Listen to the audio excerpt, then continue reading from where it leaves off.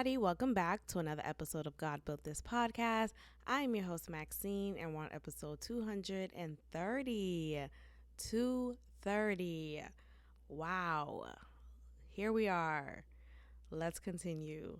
So, the latest cosmetic trend is now for men. I saw something online that startled me and that made me feel sorry for the society that we are living in. There's a video of a man. He looked gay though. He looked, give him that.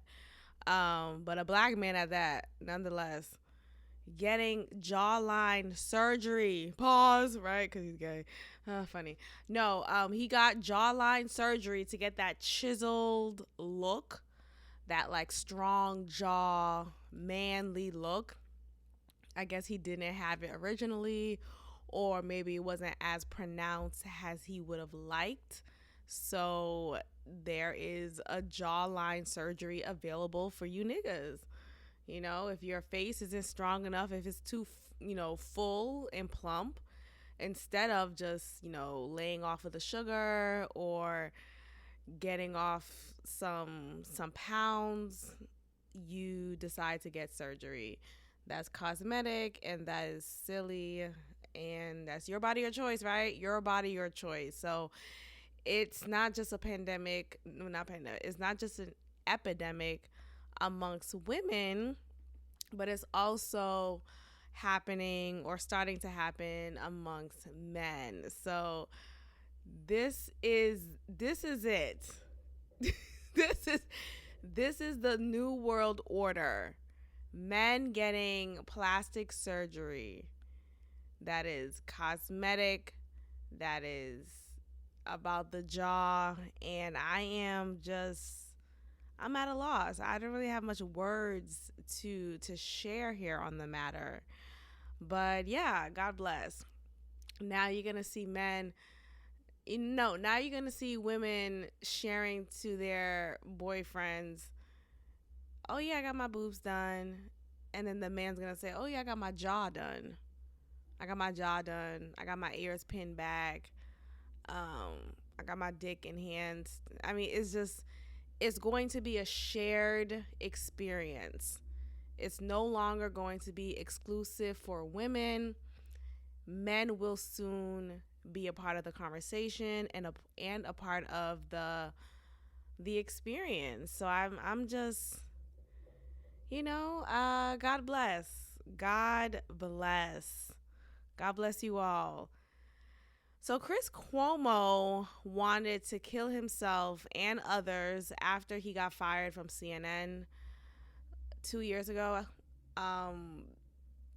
Yeah, I was kind of taken aback from this, but then I remember how this society makes us think that our worth is dependent upon our jobs, right? And our identity is intertwined with what we do for work. For so long, or just like very normally in conversation, when you're meeting new people, you're asked a question, oh, what do you do for a living? And instead of saying, I work as a engineer, teacher, contractor, typically people say, I am a teacher. I am an engineer. And it's like, no, you're not. You work you make a living as a teacher. That's what you do for a living, right? You make a living as an engineer. You make a living as a real estate agent. You are not that. And until we start to shift the way we communicate about ourselves and our identity, that is when we could finally detach ourselves from our work and detach our identity from our stability, quote unquote, at work. Because ultimately, what is stability? I work in the school system, as you all know, and that shit is never stable. maybe it's just a charter school thing. I don't know because I've only worked at charter schools. But in my experience, every year is always something new. Nothing is consistent, nothing lasts. And when I think about just life as a metaphor, it's a charter school, right? Like, oh, let's try this out, let's try that out, let's um add something here, let's change what is broken, oh, let's change what's not broken, and add something else that's still not effective but it sounds good, right? Let's do things on paper. And again, maybe there's a book I need to read. How to get out of the matrix. Like, is there a book, How to Get Out of the Matrix?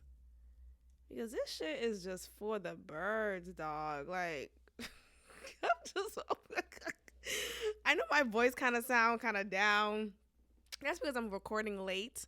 I did it on purpose because I just could not muster up the energy to record right after I got home.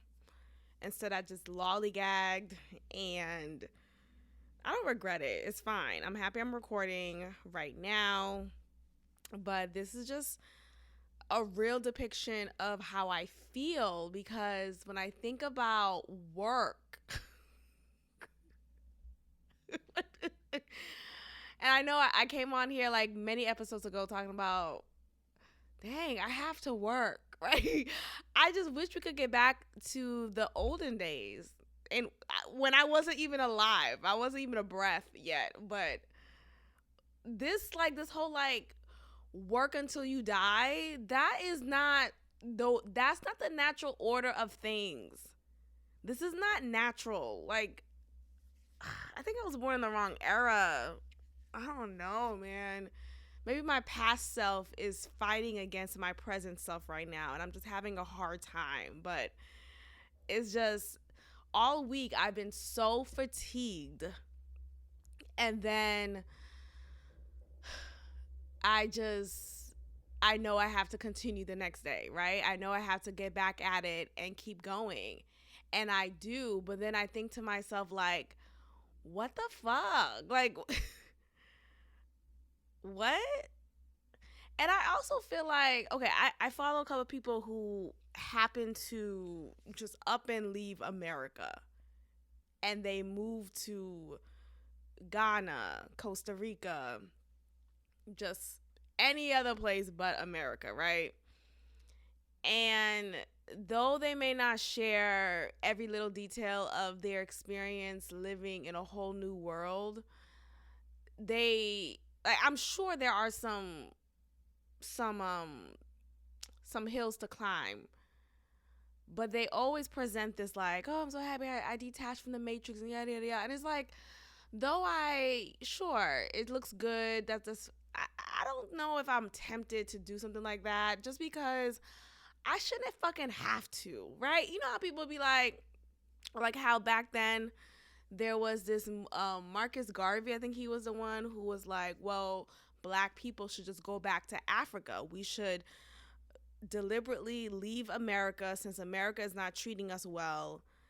We should leave and go back to Africa where our ancestors are from, because that is our homeland.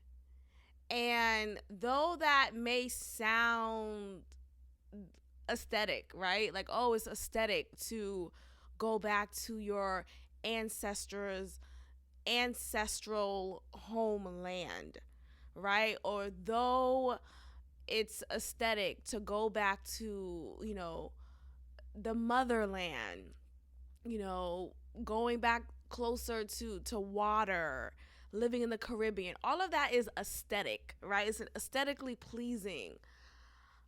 The point is, I shouldn't have to. That's what I'm fighting, right? I shouldn't have to even think like that, right? Like, I should be able to live where I've been raised and live comfortably and not have to hustle and work until my bones are, fragile.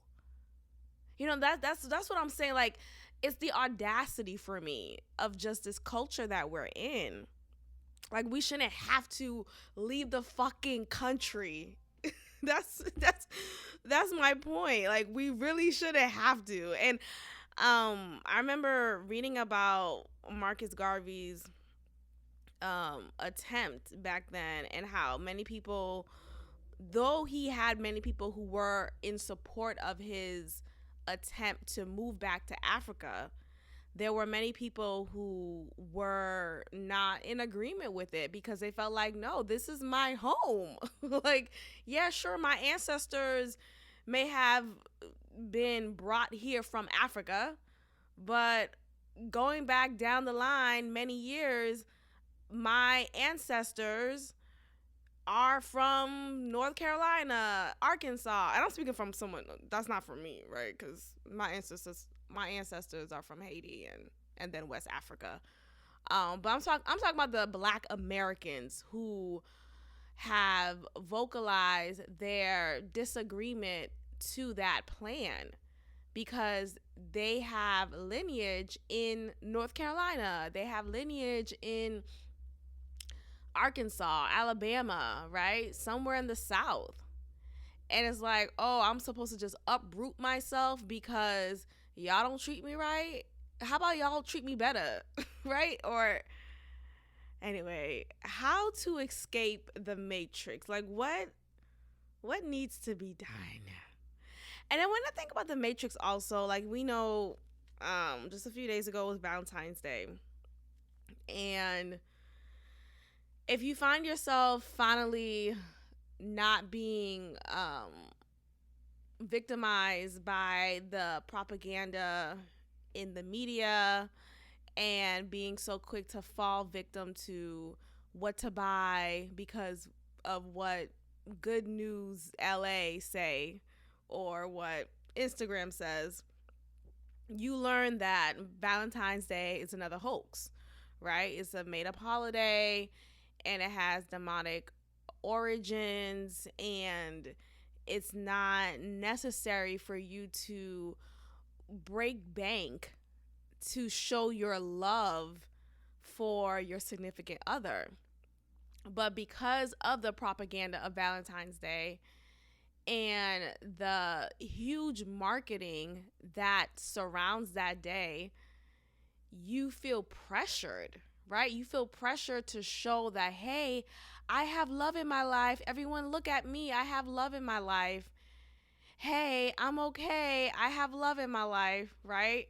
But February 13th, you didn't feel that pressure. Or maybe you do feel it February 13th because you're thinking about it ahead of time, right? You're preparing for what you want to show on the 14th. But nonetheless, my point is, the days prior and the days after, you are feeling very pressured to succumb to this. And that just all dials back to the Matrix and how, because we're in this doctrine ass place, we feel pressure to fall victim to whatever is said to go, right? Like, we fall victim to, okay, I think I'll just go ahead and break my bank and buy this extravagant display of affection instead of just being your naturally affectionate self, right? Instead of, like, I don't know, I just never really cared for like big displays of stuff like that. But I don't know, I was never raised that way. I think about like it.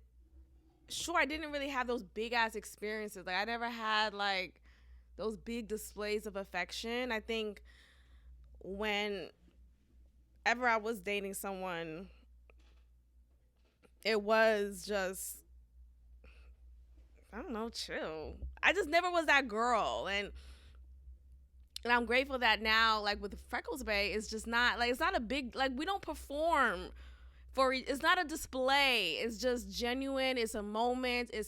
Hey, I was thinking about you. I got you this, or it's not because of this day I have you. I got you this, right? And that was a little taste, a little salt at the tip of your tongue. If you would like to listen to the full episode, become a patron at patreon.com/godbuiltthis. See you there.